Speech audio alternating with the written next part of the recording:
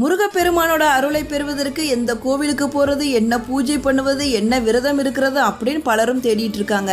இந்த கேள்விகளுக்கெல்லாம் எளிய முறையில் திருமுருகாற்றுப்படையில் நக்கீரர் பதில் தந்திருக்காரு. ஒரே ஒரு நொடி மனதார நினைத்து முருகா அப்படின்னு கூப்பிட்டா போதும், கூப்பிட்ட குரலுக்கு ஓடோடி வந்து அருள் செய்வார் அப்படின்னு திருமுருகாற்றுப்படையில் நக்கீரர் சொல்லியிருக்காரு.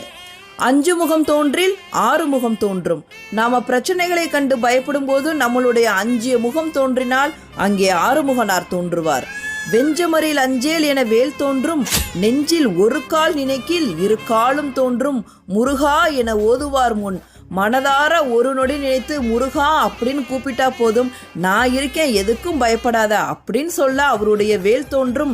நெஞ்சில் ஒரு நொடி நினைத்தால் போதும் அவருடைய 2 திருவடிகளும் தோன்றி நம்மளுடைய பிரச்சனைகளுக்கு விடிவு தோன்றும், வேலவன் தோன்றுவார் அப்படின்னு திருமுருகாற்றுப்படையில நக்கீரர் சொல்றாரு.